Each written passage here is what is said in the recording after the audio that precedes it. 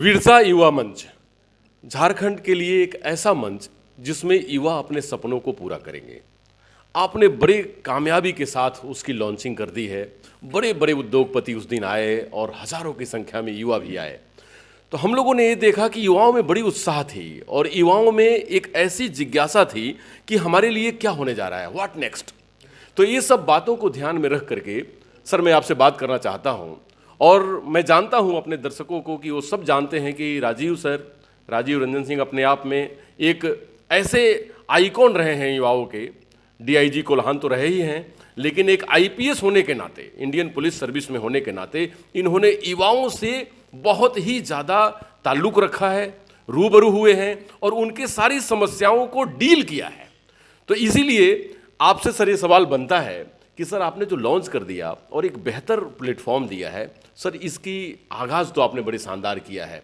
Sir इसमें क्या क्या चरणबद्ध तरीके से आपकी तैयारी चल रही है? एक्चुअली अनुज जी, जैसा मैंने उस दिन भी कहा जी। कि बिरसा युवा मंच लॉन्च करने के पीछे बस एक ही मकसद है कि झारखंड के युवा जो डायरेक्शन लेस हो गए हैं, एमलेस हो गए हैं और अधिकांश युवा अपने गार्जियन पर लाइबिलिटीज हो गया है, उसको कैसे एसेट में बदला जाए, ये मेरा और मेरी टीम का उद्देश्य है। तो उस दिन लगभग 500 युवा से ज़्यादा सुदूरवर्ती क्षेत्रों के भाग लेने आए थे। तो मैं और मेरी टीम सबसे पहले उन सभी युवाओं का हम बोले हैं कि एक एक करके व्यक्तियों को फ़ोन किया जाए और उनसे पूछा जाए कि वो क्या करना चाहते हैं। जी।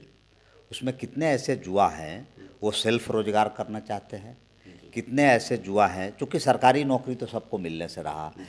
हमारे यहाँ दुर्भाग्य है कि अधिकांश युवा अपना 20 से 30 साल का उम्र सरकारी नौकरी की तलाश में बर्बाद कर देता है। आप सोचिए, जिस कंट्री का 70 करोड़ आबादी 25 साल से नीचे का हो, लगभग 90 करोड़ आबादी 30 साल से नीचे का हो, अगर उस कंट्री का युवा अपना 10 साल इस उम्मीद में बर्बाद कर देगा कि हमें सरकारी नौकरी चाहिए, तो वो 10 साल फिर उस युवा के जीवन में दोबारा लौट के नहीं आएगा, है कि नहीं? जी बिल्कुल। तो इसीलिए हमें युवाओं को ये मानसिक रूप से तैयार करना है कि आप सरकारी नौकरी के चक्कर में, जिनको बहुत इच्छा है कि हमको आईएएस लाइफ में बनना है, आईपीएस बनना है, पुलिस सर्विस में जाना है, आर्मी में जाना है, वो ट्राई करें, कोई बुराई नहीं है। डॉक्टर बनना है, इंजीनियर बनना है, ये तो 10th के बाद ही, 11th के 12th के बाद ही डिसाइड हो जाता है। लेकिन एमलेस एजुकेशन बीए एमए करने से बेहतर है कि वो स्किल डेवलपमेंट करें।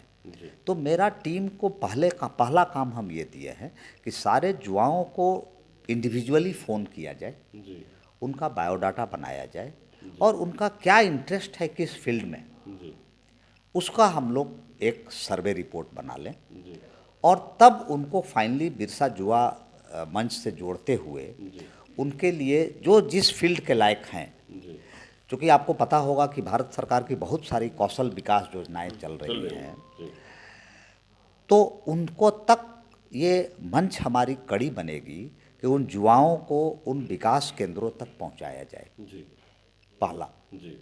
उसके बाद जो युवा स्वरोजगार करना चाहेंगे, उनके लिए क्या स्वरोजगार हो सकता है, ये न्यू स्टार्टअप हम लोग खोलेंगे।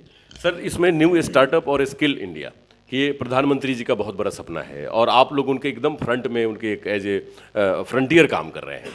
तो युवाओं में 3 सेग्रीगेशन है, जैसे एक तो एकदम बिल्कुल किसान परिवार से बिलोंग करते हैं, फैसिलिटीज उनको मिलती नहीं। एक हो गया लोअर मिडिल क्लास और मिडिल क्लास के युवा जो कभी फॉर्म भर के पेपर भी देते हैं और चाहते हैं कि रोजगार के लिए।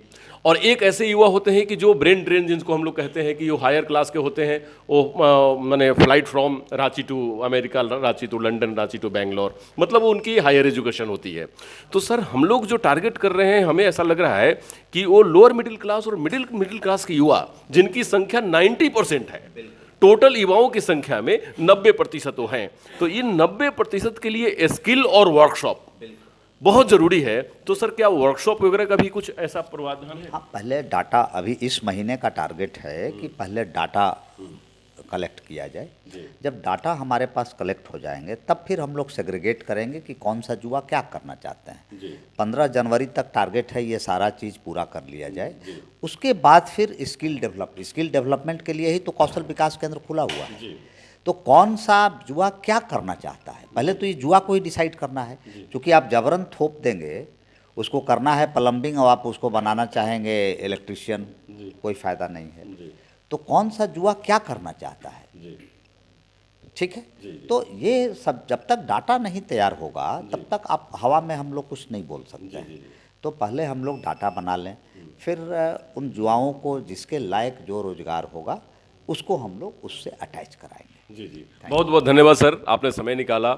और मैं युवाओं को ये अपील करना चाहूँगा अपने चैनल के माध्यम से कि आप सभी लोग विरसा युवा मंच से जुड़ें, क्योंकि आपको एक ऐसी दिशा मिलने वाली है जिससे कि रोजगार के साथ साथ आपको एक विजन भी मिलेगा। जीवन में जीने का दो तरीके होते हैं, एक तो जीवन को सिर्फ जीना होता है और एक जीवन को एक उच्च स्तरीय अपने विजन को और अपने सपनों को पूरा करना होता है। तो उसको हम बोलते हैं कि हमारे देश और हमारे राज्य के लिए कंट्रीब्यूटरी फैक्टर बनना, मतलब एसेट बनना। तो आप लाइबिलिटी ना बने, एसेट बने। और एसेट तब बनेंगे जब स्किल्ड होंगे और आप सही मंच के साथ अपने दिशा को लेकर चलेंगे। तो विरसा युवा मंच से जुड़ें, स्किल्ड हों और राज्य और देश का एसेट बने। नमस्कार।